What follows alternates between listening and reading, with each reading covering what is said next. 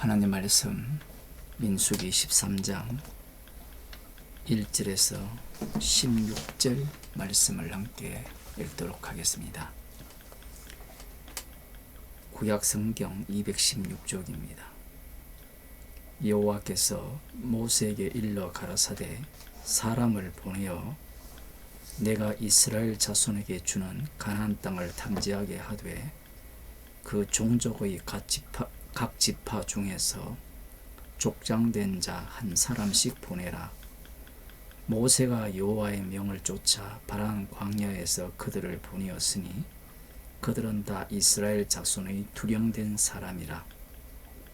그들의 이름은 이러하니라. 로벤 지파에서는 삭굴의 아들 삼모아요, 시몬 지파에서는 호리의 아들 사바시요, 유다 지파에서는 여분네의 아들 갈렙이요, 이사갈 지파에서는 요셉의 아들 이갈이요, 에브라임 지파에서는 눈의 아들 호세아요, 베냐민 지파에서는 라부의 아들 발디요, 스불론 지파에서는 소디의 아들 갓디엘이요, 요셉 지파 곧 므낫세 지파에서는 수시의 아들 갓디요, 단 지파에서는 그말리의 아들 암미엘이요, 아셀 지파에서는 미가엘의 아들 스두리요, 납달리 지파에서는 웁시의 아들 나비요, 갓 지파에서는 마기의 아들 구엘이니 이는 모세가 땅을 탐지하러 보낸 자들의 이름이라. 모세가 눈의 아들 호세아를 여호수아라 칭하였더라. 아멘. 오늘 본문에서 무슨 내용이 나올까 궁금하시죠? 성경을 읽어야 궁금한 게 나오는데 읽지 않으면 별로 궁금한 게 없어요. 우리들이 지금 창세기부터 민수기까지 밤마다 이렇게 말씀을 살펴보고 있는 중인데 인간들의 관심은 나의 구원에 있죠. 그런데 말씀은 우리의 구원에는 관심이 없어요. 사람들이 가장 화를 내는 지점이 그 지점입니다. 복음이라는 것이 나를 위한 복음이어야 되는데 주일날 로마서 1강을 설교하면서 이 복음 자체가 인간의 복음이 아니라 하나님의 복음, 즉 이 말씀이 육신이 되신 그리스도의 복음이라는 것에 대해서 사람들이 분노하는 겁니다. 그래서 교회에서는 2000년 동안 이 복음을 우리를 위한 복음, 사람을 위한 복음으로 다 바꿔버린 거예요. 오늘날 오늘 뉴스를 보니까 대학 캠퍼스에서 아직도 여전히 신천지부터 시작하여서 전도하는 사람들이 많답니다. 믿지 않는 사람들이 거기에 대해서 반응하는 내용이 이렇게 뉴스에 나오는데 그것은 별로 사실 중요하지 않는데 이 복음을 들어달라고 간곡히 요청하는 거예요. 누가? 복음을 안다는 사람이. 개돼지에게는 진주를 안 던져야 되는데 왜 그렇게 사람들을 끝까지 따라다니면서 교회에 오라, 예수님을 믿어라 그렇게 하느냐? 그 이유는 목적은 간단해요. 자기 종 삼기 위함이에요. 여기에 대해 어떤 목사가 반성을 하는데 뭐라고 반성하는가 하면 교회가 세상 사람들과 이렇게 소통하는 부분에 있어서 굉장히 취약하다. 왜 취약하냐? 제대로 사랑을 실천 안 했다는 거예요. 사랑을 실천하면 사람들이 교회에 오긴 오죠. 근데 그게 복음입니까? 오늘 본문을 보면 여호와께서 모세에게 일러 가라사대 사람을 보내어 내가 이스라엘 자손에게 주는 가나안 땅을 탐지하게 하되 그 종족의 각 지파 중에서 족장된 자 한 사람씩 보내라 이렇게 말씀하고 있습니다. 아마 민수기를 좀 관심 있게 읽어본 사람들은 상당히 당황한 부분이 이 부분입니다. 민수기 1장에 나오는 족장들의 이름과 13장에 나오는 족장들의 이름이 전혀 다르다라는 사실이에요. 그래서 뭐 주석가들이나 안 그러면 목사들은 여기에 나오는 족장들은 1장이나 10장에도 나오거든요. 1장과 10장은 바로 연결되어 있는 시간적 간격이 거의 없는 내용인데 1장에서는 족장을 뽑는 내용이고 10장에서는 이 족장이 이스라엘의 군대 진영을 각 지파별로 영소라는 족장으로서 그 이름이 동일하게 기록되어 있습니다. 그 이름들은 그 이후에 10장 이후에 한 번도 나타나지 않는다라는 사실에 우리가 주목을 해야 돼요. 이게 왜 중요하냐라고 하면 지금 여호와께서 가나안 땅을 정탐하라고 하시는데 족장들을 정탐꾼으로 보내라고 명하십니다. 상당히 특이하죠. 군사를 각 지파별로 영소라는 대장을 정탐꾼으로 보내는 거예요. 왜 그러냐? 그 이유는 그들 속에 모든 이스라엘의 생각과 마음이 담겨 있기 때문에 그렇습니다. 그 전체의 부분집합을 뽑아내도 그 부분집합이 전체를 고스란히 담고 있는 거예요. 그런데 여기에서 우리가 생각해야 되는 부분이 두 가지죠. 하나는 여호와 하나님께서 왜 각 지파별로 족장들을 이 정탐하는 데 보내라고 명하시느냐 이유입니다. 그 이유를 말하기 전에 먼저 이 족장들은 도대체 어디에서 나온 족장들이냐? 앞서 말씀드린 바와 같이 특수 목적을 위한 정탐을 위한 이 각 지파별로서의 두령들인가? 성경을 모르면 모른다 하면 되는데 계속해서 자기 나름대로 안다고 생각하니까 그렇게 해석을 하는 거예요. 그런데 이 족장들은 족장들이에요. 두령이라고도 표현하고 있고 족장으로 표현하고 있어요. 그러면 이전에 족장들은 다 어디로 갔느냐? 어디로 갔을까요? 말씀을 꾸준히 들은 사람들은 기억하겠죠. 욕망의 무덤에 다 묻힌 겁니다. 그런데 성경에는 이 족장들이 죽었다라는 내용이 나오지 않아요. 민수기 11장에서는 그들이 어떻게 죽었느냐 여기에 보면 여호와께서 심히 큰 재앙으로 진노하여서 그들을 치셨고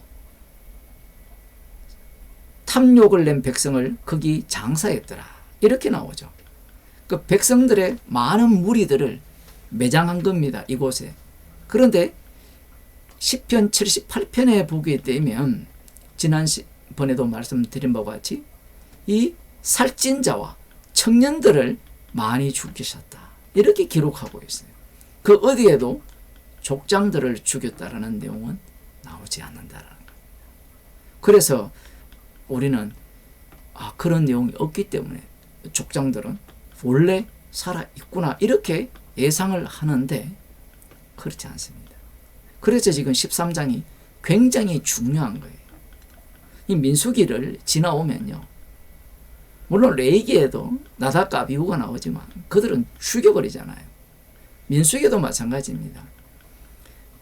모세로부터 시작하여서 그 밑에 있는 아론, 대제사장 아론, 그리고 미디안, 그리고 족장들, 백성들, 나중에는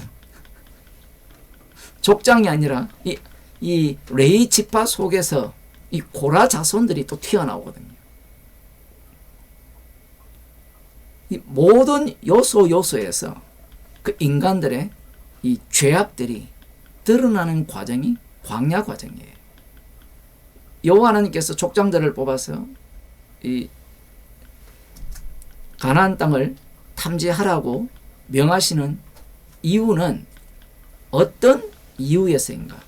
우리가 결론을 다 알기 때문에 먼저 결론을 말씀드리면 이 정탐꾼들이 돌아와서 10명이죠. 여호수아는 좀 가만히 있다가 나중에 말을 하는데 갈렙과 여호수아 외에는 부정적으로 이야기를 합니다. 옛날이나 지금이나 똑같죠. 다수결이 우위에 서는 겁니다. 달리 말하면 힘센 놈이 이겨요. 힘센 사람이 이기는 겁니다. 지금 여호와 하나님께서 이렇게 명하시는 이유는 왜 이렇게 명하는가? 이 신명기와 전혀 다른 이야기를 하거든요. 신명기에는 이스라엘 백성들이 정탐꾼을 보내자라고 말하지만 1장에, 이 민수기에서는 여호와 하나님께서 보내셨다고 하거든요. 그래서 이 둘을 어떻게 하면 조화롭게 해결할까? 조화롭게 해결 안 해도 돼요. 민수기는 민수기 나름대로의 의미가 있고 신명기는 신명기 나름대로의 의미가 있는 겁니다. 그래서 지금 여호와 하나님께서 족장들을 가나안 땅을 탐지하도록 보내라고 명하시는 이유는 이미 족장들이 다 죽었기 때문에 그래요. 그러면 이 새로운 족장들이 가나안 땅을 탐지를 하면 탐욕의 무덤에 묻혔던 그들과는 전혀 다른 결과를 갖고 올 거냐라는 거예요. 그렇지 않죠. 그래서 여호와 하나님께서 의도적으로 가나안 땅을 탐지할 이 각 지파별 족장들을 보내라고 명령을 하시는 겁니다. 이 혈통의 연속이죠. 족장이 뽑혔는데 족장이 죽고 그 대를 이어 또 족장이 된 거예요. 지금 이스라엘 백성들은 유월절 어린 양의 피로 구원을 하셨기에 이게 어떤 생각을 갖고 있는가 하면 아브라함과 이삭과 야곱에 가신 언약을 이루시기 위해서 자기들을 구원했잖아요. 그러면 이 구원하는 것이 절대로 멈출 수 없다라고 생각을 하고 자기 자신들을 약속의 땅으로 인도할 거라고 생각을 하는 거예요. 오늘날 구원하고 똑같은 거예요. 한 번 구원은 영원한 구원이다. 이 가룟 유다를 보세요. 예수님께서 우리는 결론을 알기 때문에 가룟 유다는 이 지옥 보내기 위해서 선택을 했다는 걸 알지만 그 지점까지는 아무도 모릅니다. 나머지 11제자도 몰랐다는 사실을 꼭 기억해야 돼요. 왜 가룟 유다를 그렇게 생각하지 않는가 하면 나의 구원의 이 확실성을 확보하기 위해서 그래요. 구약을 한번 읽어보세요. 개인 구원을 확보하는 내용이 없어요. 언약을 위하여서 주께서 사용하시고 이용할 뿐입니다. 여호와 하나님께서 이 새로운 족장들을 정탐꾼으로 보내시는 그 목적이 거기에 있는 거예요. 굉장히 의도적이죠. 이 실패하잖아요. 그러면 여호와 하나님은 굉장히 고약한 분이에요. 제 고향 말로는 못됐다라는, 진짜 못된 거예요. 사랑의 하나님이라면 굳이 이렇게 할 필요 없고 약속을 하셨다면 정탐꾼을 보내라는 명을 하지 마시고 바로 넣어주시면 돼요.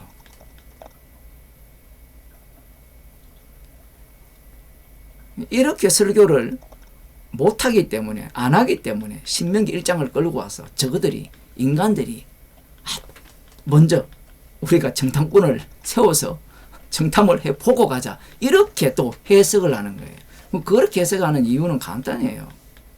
순종하자는 겁니다. 믿음으로 가자는 거예요. 지금 하나님께서 의도하시는 바는 그게 아니에요. 너희들은 약속의 땅에 못 들어간다. 그래서 특이한 장면이 나오죠. 분명히 8절에 보면 에브라임 지파에서는 눈의 아들 호세아요라고 이야기를 해요. 분명히 민수기 11장에서는 이 여호수아라는 이름이 나오거든요. 28절에 보면 택한 자 중 한 사람 곧 모세를 섬기는 눈의 아들 여호수아가 말하여 가로되, 여호수아라는 이름이 벌써 나왔어요.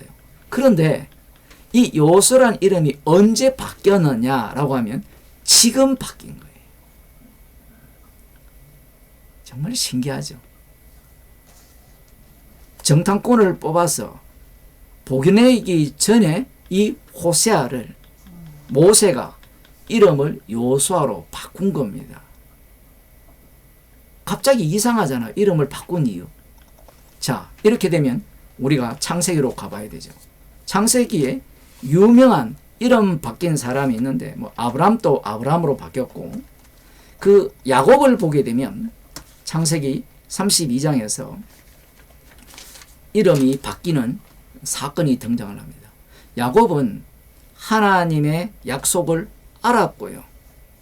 태어나기도 전에 이미 큰 자가 어린 자를 섬길 것이라는 내용도 알고 있고, 심지어는 형을 피하여 갈 때 베델에서 하나님의 약속을 직접 들은 사람입니다. 그 전이나 그 후나 야곱은 하나님의 약속을 확실하게 믿고 붙들고 간 사람이에요. 야곱은 하나님의 약속을 자기가 이룰 수 있다고 생각한 거예요.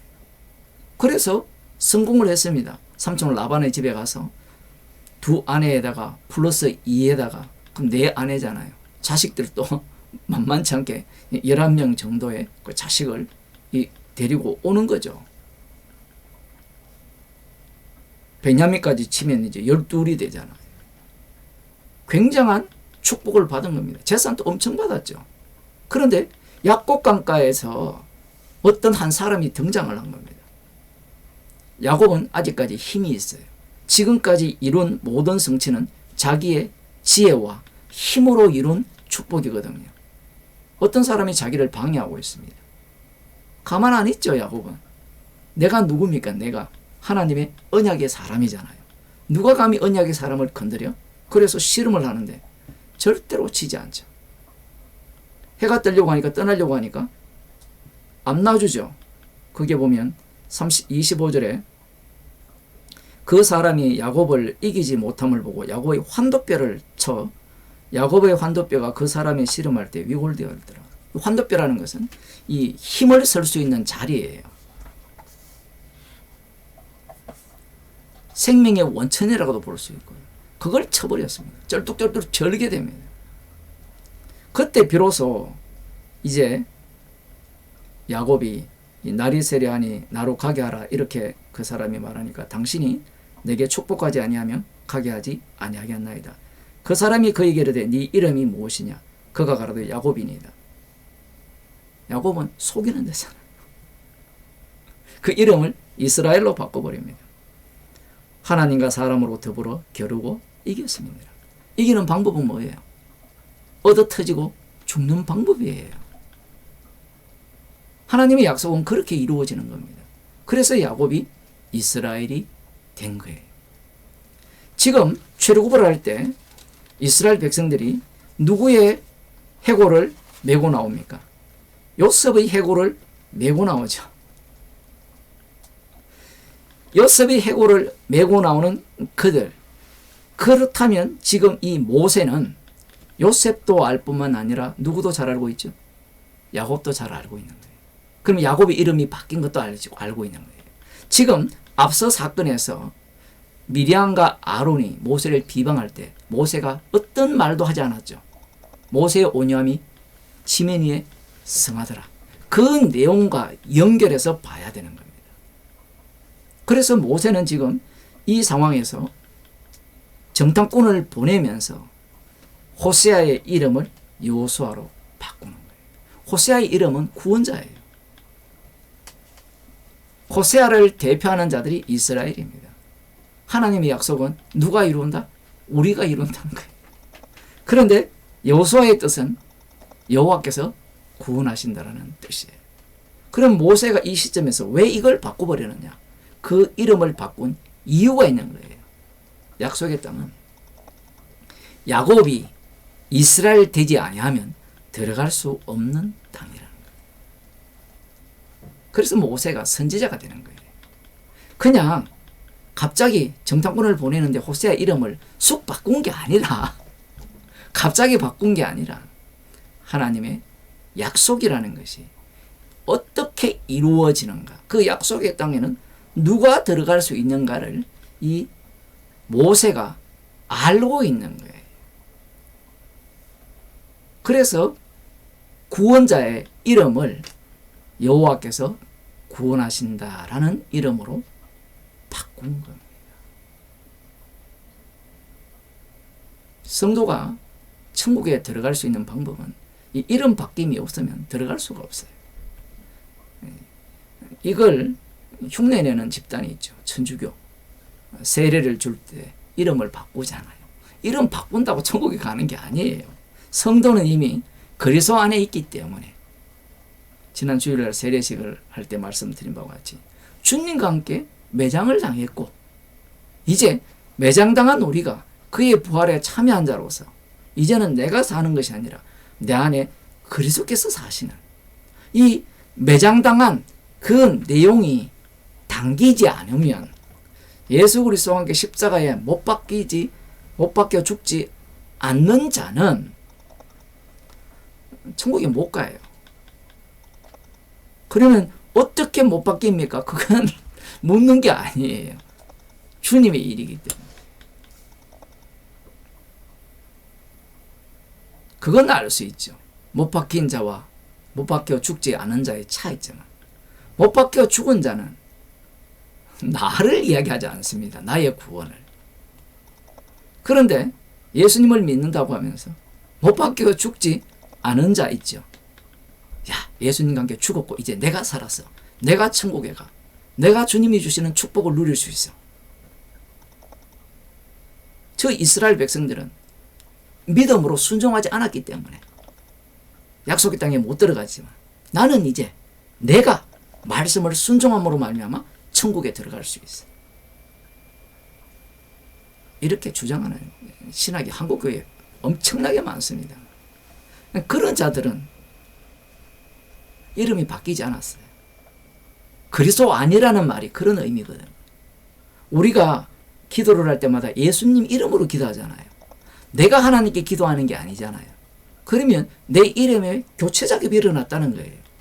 그걸 사도 바울은 내가 그리스도와 함께 십자가에 못 박혀 죽고 이제 내가 사는 것은 내가 아니요 내 안에 그리스도께서 사시는 거예요. 그분의 죽으심을 증거하는 성도입니다. 기도하시겠습니다.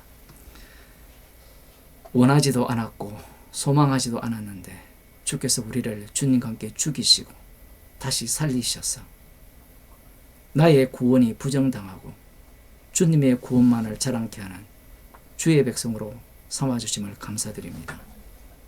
우리의 인생이 주님의 죽으심만을 증거하는 인생으로서 이름을 새롭게 부여받은 자로 주의 이름으로 살아가는 주의 백성이 되게 하여 주옵소서. 무엇을 하든지 주님의 이름으로 행하는 인생이 되게 하여 주옵소서. 예수님 이름으로 기도드리옵나이다.